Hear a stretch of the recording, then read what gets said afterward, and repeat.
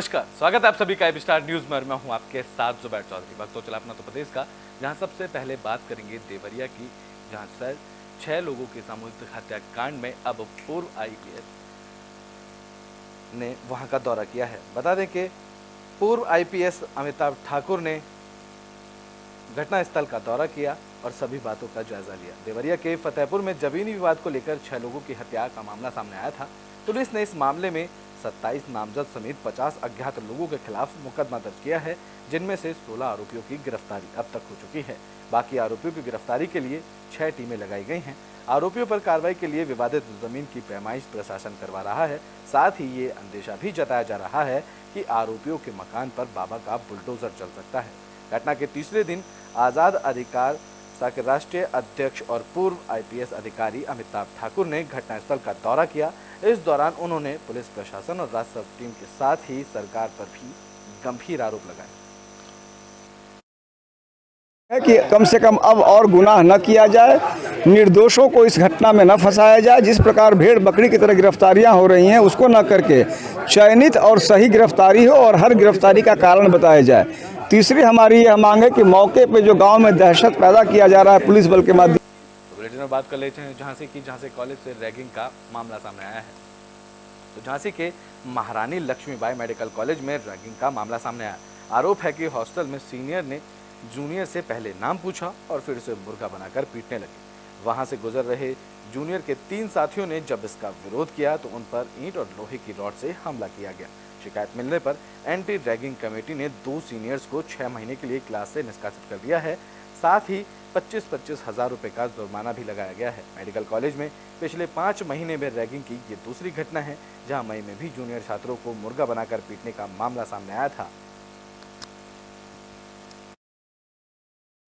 Ragging का मामला आया था, बिल्कुल ठीक है। 2019 के 5 छात्रों का नाम आया था, जो रात में 1:30 या 2 बजे के बीच में धनवंतरी और सीवी रमन के बीच का मामला है हॉस्टल का। इसमें 2019 बैच के लड़के वहाँ चाय कैंटीन पी रहे थे। उसमें 2020 के कुछ लड़के यहाँ पर आए, उसमें कोई विवाद हुआ है और विवाद होने के बाद उनकी कंप्लेंट आई है एंटी रैगिंग कमेटी को। जो anti ragging government of India UGC की एनएमसी की जो टीम है, वहाँ पर कंप्लेंट की गई। वहाँ से जब ये आया तो उसकी मीटिंग बुलाई गई और एंटी रैगिंग कमेटी के अंदर मतलब मेडिकल कॉलेज के साथ साथ जिला प्रशासन के लोग भी होते हैं, जो एसएसपी द्वारा और डीएम साहब के द्वारा नामित होते हैं, तो उसमें उनका आना मैंडेटरी है। तभी उस गवर्नमेंट ऑफ इंडिया जो कमेटी की रिपोर्ट को मानती है। तो कमेटी की जो रिपोर्ट कल इंक्वायरी हुई, उसमें 2 लोगों पर रैगिंग करने का आरोप 5 लोगों में सिद्ध हुआ है। 2 लोगों को सभी 5 पर 25-25 हज़ार का जुर्माना लगाया गया, आर्थिक दंड दिया गया है तथा 2 लोगों को 6-6 महीने के लिए कक्षाओं से निष्कासित कर दिया गया है। और इसके अलावा भी कुछ उद्दंडता हुई थी, तो चूंकि वो रैगिंग के अंतर्गत मामला नहीं आता है, तो उसमें एक कल कमेटी ने रिकमेंड ये किया था कि इनको अनुशासन समिति के सामने पेश कर और सभी को चिन्हित कर अनुशासनात्मक उनको दंड दिया जाए।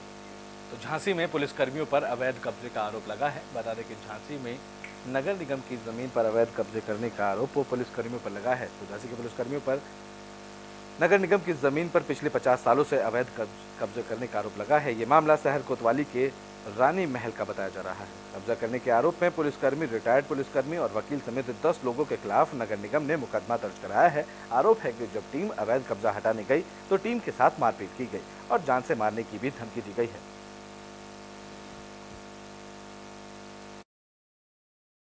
हमारी पार्किंग है और पार्किंग के बगल में जो भूमि है जिसमें पुलिस वालों के कब्जे हैं। हालांकि ये बहुत पहले हमारे संपत्ति रजिस्टर के अनुसार पुलिस विभाग को दिया गया था, लेकिन पुलिस विभाग के कोई उस टाइम किसी कर्मचारी अधिकारी जो भी रहे होंगे, उन लोगों ने आवास बना के उस पर कब्जे किए हुए हैं। हमारे यहाँ से नोटिस गए हैं खाली करवाने के लिए, लेकिन उनके द्वारा अभी तक कोई जवाब भी नहीं दिया गया है और खाली भी।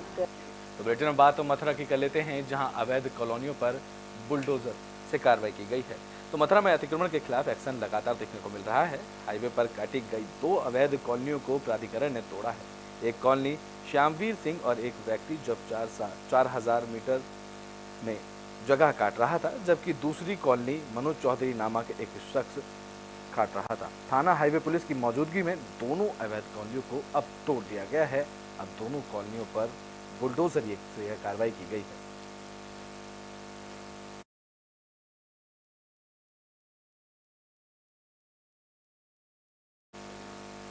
तो बुलेटिन में बात अब बागपत की कर लेते हैं, जहां से 1 करोड़ रुपए दान में देने का मामला सामने आया है।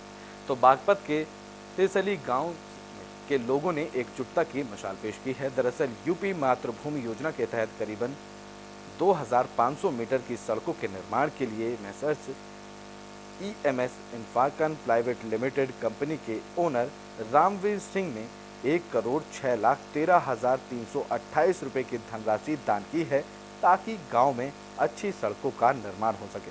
बता दें कि सड़कों का निर्माण कार्य 31 जनवरी साल 2024 तक पूरा होगा। सड़क निर्माण कार्य का शिलान्यास DM और SP ने किया। हाँ, ये जो तहसील बड़ौद बागपत में सिरसली गांव है, यहाँ पर जो एक हमारे प्रधान धर्मेंद्र तोमर जी हैं और उनकी पूरी टीम है, रामवीर सिंह जी वगैरह जो हैं, उसमें काफ़ी बड़ा उन्होंने योगदान किया है धनराशि से। कई करोड़ रुपए से वो गांव में विकास कार्य करा रहे हैं। सरकार के रूप से भी उनको 73 लाख रुपए मिले हैं और उसका उन्होंने जो व्यय किया है उसको पारदर्शिता से पैम्पलेट बंटवा के यहाँ मंच पे, यहाँ पे ग्राम सभा में जो बैठक है उसमें उसको प्रस्तुत किया है। आज हमारे यहाँ DM साहब, कप्तान साहब का प्रोग्राम था। अब एक मातृभूमि योजना में हमारे गांव के रामवीर सिंह जी है, जिसने लगभग 3.5 करोड़ रुपए दान दिए और उसका उद्घाटन शिलान्यास था, जिससे कि 3.5 किलोमीटर सीसी बनेगी, टोटल बनेगी 7 किलोमीटर। निजी खर्चों से यहाँ क्या क्या निर्माण कराया जाए? निजी खर्चे से हमने 1,28,00,000 रुपए में गाँव की पानी की जल की निकासी थी, 21 लाख रुपए में लाइट लगवा। बुलेटिन में बात आगरा की कर लेते हैं, जहां कूड़े के ढेर में गणेश भगवान की मूर्ति मिलने का मामला सामने आया है। तो आगरा में जिम्मेदारों की लापरवाही ताजमहल और भारत की छवि धूमिल कर रही है। नगर निगम की लापरवाही से दुनिया में भारत की बदनामी हो रही है। दरअसल दशहरा घाट पर कूड़े के ढेर में गणपति के विग्रह पड़े नजर आए, जहां गांधी जयंती के मौके पर 2 दिन तक नगर निगम, पर्यटन, पुरातत्व विभाग और ताज सुरक्षा पुलिस ने यहां पर सफाई अभियान नहीं चलाया है। लेकिन अब ताजमहल के साथ विदेशी पर्यटक गणपति विग्रह की फोटो खींच रहे हैं। भगवान की प्रतिमाओं की बेकदरी देखकर विदेशी सैलानी भी भावुक नजर आए। But I'm feeling sad because it looks like rubbish. The gods.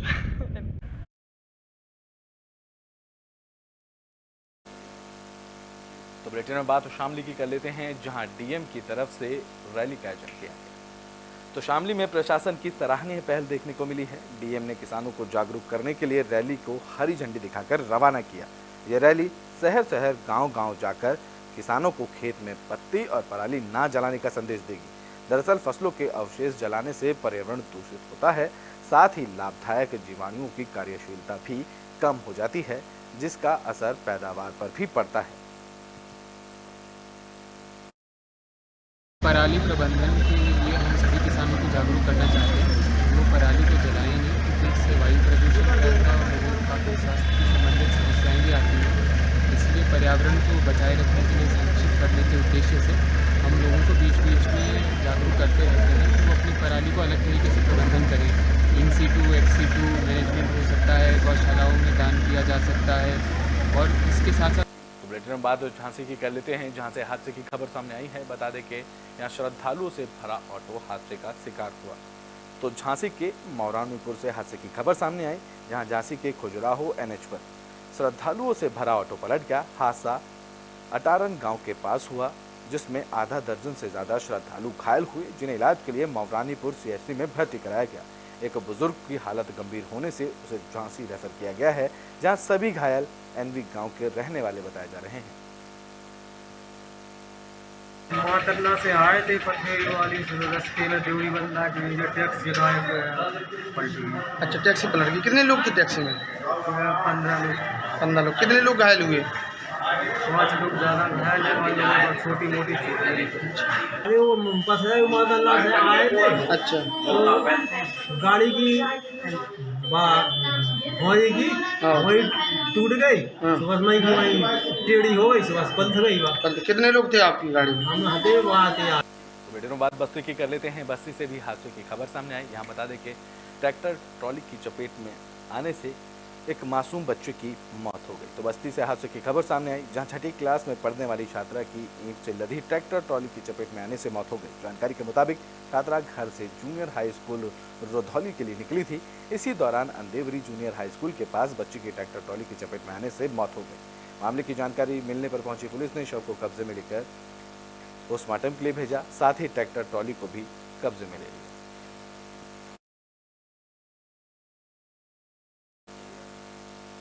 Reading आखिरी में बात तो रायबरेली की कर लेते हैं, जहां 2 नकाबपोश बदमाशों ने फायरिंग की है।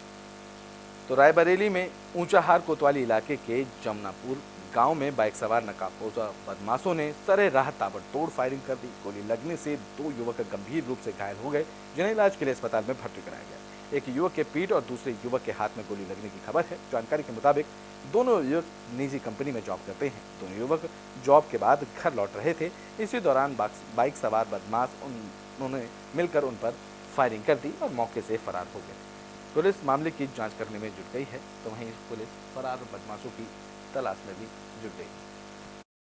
देखें, आज शाम को स्थानीय पुलिस ऊंचाहार को ये सूचना मिली कि पिंटू सिंह, जिनकी उम्र 27 वर्ष है, ये वासी रिहायक थाना गदागंज के रहने वाले हैं, अपने साथी सुनील सैनी, जिसकी उम्र 20 वर्ष है, उसके साथ शाम को 6:30 बजे के लगभग ऊंचाहार से गदागंज जा रहे थे।